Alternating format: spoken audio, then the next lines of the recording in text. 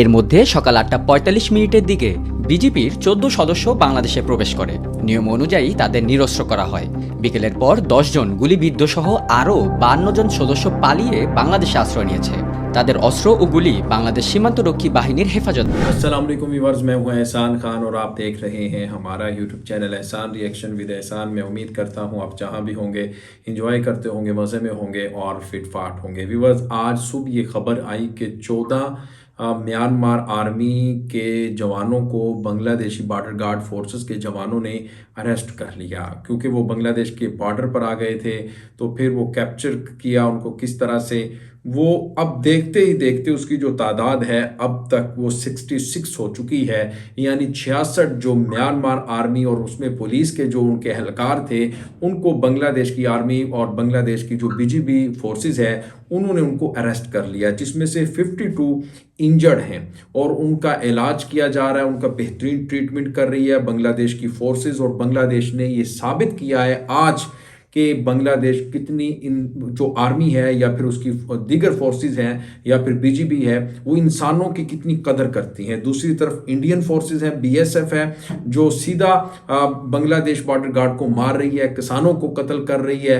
लेकिन इस तरफ बांग्लादेश है और म्यांमार के लोग बांग्लादेश का बॉर्डर क्रॉस करते हैं, यानी उनकी आर्मी करती है, लेकिन वो सीधा फायर नहीं करते, उनको पकड़ते हैं, वो जो इंजर्ड हैं उनका ट्रीटमेंट करते हैं, उनको खाना खिलाते हैं और उनकी देखभाल करते हैं। जिस तरह से बांग्लादेशी जवानों की होती है उसी तरह उस पर कोई फर्क नहीं रख रहे।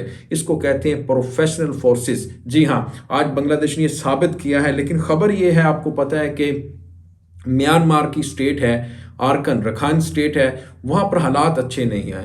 और म्यांमार को एक सेपरेटिस्ट ग्रुप है म्यांमार का ही, उसने आरकन और रखाइन जो है उनकी स्टेट है वो कैप्चर की हुई है। यानी जो आरकन आर्मी है उसने उसके ऊपर कब्जा जमा रखा है। म्यांमार आर्मी म्यांमार हुकूमत को मुकम्मल तौर पर वहाँ पर सुबकी का सामना है, यानी वो नाकाम हो चुके हैं। अब म्यांमार आर्मी लड़ रही है उनके साथ, यानी सेपरेटिस्ट ग्रुप आर्कन आर्मी के साथ, और मार्टर शेल फिर जो वेपन्स हैं इस तरह के जो गोला बारूद वो बांग्लादेश की साइड पर आके गिर रहे हैं। और म्यांमार आर्मी के जो लोग हैं वो डरते हुए घुस रहे हैं बांग्लादेश की उसमें बॉर्डर में, बांग्लादेश की साइड। फिर उनको पकड़ लेते हैं बांग्लादेश बॉर्डर गार्ड के जवान। जैसे ही पकड़ते हैं फिर उनको ले जाते हैं, और जो बीमार हैं बेचारे, आखिर वो जंग तो लड़ रहे हैं ना, सिविल वार हो रही है मुल्क के अंदर, हालात तो बहुत बुरे हैं, क्योंकि जिस मुल्क के अंदर फौज की हुकूमत हो, डिक्टेटरशिप हो, मार्शाल्लाह हो, उसके हालात फिर इसी तरह के हुआ करते हैं। इसके ऊपर जो मेरे पास अब खबर है, एक वीडियो क्लिप भी है, वो आपके साथ शेयर करना है। बांग्लादेशी मीडिया का है, बड़ा इंटरेस्टिंग है। और एक दो चीज़ें हैं, एक तो बांग्लादेश के जो जवान हैं इस वक्त बॉर्डर के ऊपर वो कितने चाको चौबंद दस्ते, कितने वो जनाब इस वक्त एक्टिवली वहाँ पर काम कर रहे हैं। यानी आग चपकते ही उन्होंने 66, एक दो नहीं भाई, सुबह 14 को पकड़ा और अब 66 की खबर आ रही है, जिसमें 52 इंजर्ड है, जख्मी है, उन्होंने पकड़ा उसको। एक चीज़ तो आप ये देख लें। और नंबर 2 आप नाजरीन ये देखें कि बांग्लादेश की जो फौज है, बांग्लादेश की जो ये बीजीबी बॉर्डर गार्ड फोर्स हैं, वो कैसे इंसानियत के लिए भी काम कर रहे हैं। देखें बीएसएफ क्या करती है, फौरी तौर पर बीजीबी के जवान को गोली मार देती है स्मगलर कहकर बेगुनाह, और दूसरी तरफ किसानों को मार। ये देखें क्या कर रहे हैं, उनको खाना खिला रहे हैं, इलाज हो रहा है और बड़ा अच्छा इलाज हो रहा है और बड़ी अच्छी देखभाल, लुक आफ्टर। ये क्या है, यानी बांग्लादेश ने साबित किया है कि वो एक बड़ी ही ईमानदार और प्रोफेशनल उसकी फोर्सेस हैं, तमाम की तमाम, चाहे वो कोई भी हो, उसमें आप चाहे एयरफोर्स कह सकते हैं, उनकी आर्मी को कह, नेवी हो या फिर रैप फोर्सेस हो या फिर बीजीबी फोर्सेस हो। अब वीडियो देखते हैं, फिर हम इसके ऊपर बात करेंगे। 3, 2, 1 एंड। বান্দরবানের নাইক্ষংছড়ি সীমান্তের ওপারে মিয়ানমারে বিদ্রোহী দল আরাকান আর্মির সঙ্গে দফায় দফায় সংঘর্ষে জড়াচ্ছে দেশটির সীমান্তরক্ষী বাহিনী বিজিবি। স্থানীয়রা জানান তারা ভোর থেকেই গোলাগুলি এবং রক ফায়ারিংয়ের শব্দ শুনতে পাচ্ছিলেন। এর মধ্যে সকাল 8:45 দিকে বিজিবির 14 সদস্য বাংলাদেশে প্রবেশ করে। নিয়ম অনুযায়ী তাদের নিরস্ত্র করা হয়। বিকেলের পর 10 জন গুলিবিদ্ধ সহ আরও 52 জন সদস্য পালিয়ে বাংলাদেশে আশ্রয় নিয়েছে। তাদের অস্ত্র ও গুলি বাংলাদেশ সীমান্তরক্ষী বাহিনীর হেফাজতে আছে। আসলে নামাজের পর হইতে মোটরসাইকেল হামলা, স্নাইপার রাইফেল দিয়ে হামলা, এই সমস্ত হামলা, তারপর ওনার SMG 47 ইন্ডিয়ানে হামলার কারণে যাইরে আতঙ্ক 4টা বাজে আইও মসজিদে নামাজ পড়তে আসছি আর সিনার ওতুন মসজিদে যাই না আর 5 মিনিট পর আর সিনার ওতুন মায়ানমারের সেনা আর বিদ্রোহী সেনালয় মগবাগি তারা গোলাগুলি শুরু করে আজ পর্যন্ত থামি নাই ও দাফা গোলাগুলি চলাত আছেই। গত কয়েক সপ্তাহ ধরেই বাংলাদেশ ও ভারতের সীমান্ত সংলগ্ন এলাকায় যুদ্ধ জোরালো করেছে আরাকান আর্মি সহ কয়েকটি গোষ্ঠী। তারা সম্মিলিতভাবে মিয়ানমারের সামরিক বাহিনীর বিরুদ্ধে অভিযান শুরু করেছে। এর মধ্যেই কোনো কোনো সীমান্ত শহর দখলেও নিয়েছে। এক্ষেত্রে ক্রমাগত গুলি, মর্টার শেলিং এবং লকেট লঞ্চার বিস্ফোরিত হচ্ছে। তুমরু সীমান্তে বাংলাদেশি 2 বাড়িতে মর্টার শেলের বিস্ফোরিত অংশসহ গুলি এসে পড়েছে।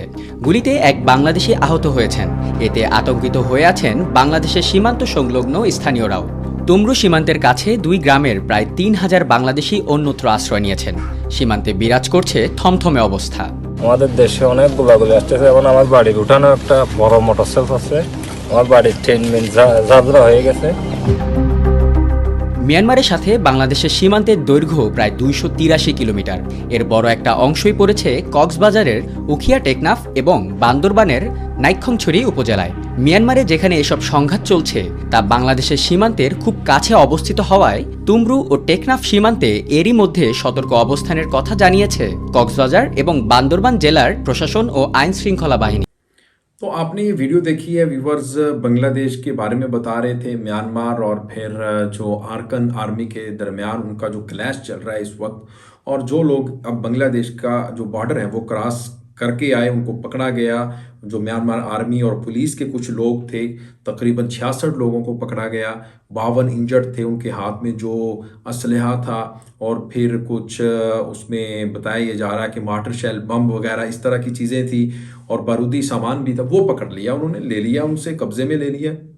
और अब मेरे ख्याल में कोई मीटिंग होगी, उसके बाद उनके जो ये म्यांमार आर्मी के जो लोग हैं, वो जो एहलकार हैं, वो वापस कर दिए जाएंगे। लेकिन एक चीज़ अब देखना होगी कि अब म्यांमार क्या चाहता है। 2022 आपको याद होगा कि इस तरह किया गया था, कुछ मार्टर शेल भी आए थे बांग्लादेश के जो विलेज हैं बॉर्डर के साथ साथ, वहाँ पर देखने को मिला। लेकिन फिर बांग्लादेश ने उसको जो टैकल किया बड़े ही शानदार अंदाज के साथ, और अब भी बांग्लादेश उसको बड़े अच्छे अंदाज के साथ, वो असल में बांग्लादेश दुनिया को ये दिखा रहा है कि देखें मैं किस तरह से बड़े से बड़ा कोई भी जो चिंगारी है, आग लगाने की जो कोशिश की जाती है, उसको मैं किस तरह से बड़े आसानी के साथ हैंडल कर लेता हूँ। तो नाज़रीन, आपका इसके बारे में क्या कहना है बताइएगा कि बांग्लादेश जिस तरह से अच्छा इसमें एक पॉइंट मुझे बड़ा अच्छा लगा कि एक तरफ BSF क्या कर रहा है, इंडियन जो बॉर्डर गार्ड फोर्स है, वो बांग्लादेशी किसानों को और BGB को, उनके जो जवानों को मारता है और डायरेक्ट फायर करता है, बुलेट्स मारते हैं। और दूसरी तरफ क्या हो रहा है, म्यांमार के 66 लोग आ जाते हैं बांग्लादेश की हुदूद में, टेरिटरी में, लेकिन वो कुछ भी नहीं कहते, पकड़ते हैं, उनका इलाज करते हैं, खाना देते हैं और कानूनी कार्रवाई करते हैं, यानी कानून के मुताबिक उनको ट्रीट करते हैं। तो फ़र्क कितना है, इसके बारे में आपने बताना है कमेंट सेक्शन। मिलेंगे आपसे नेक्स्ट वीडियो में, तब तक के लिए अल्लाह हाफिज़।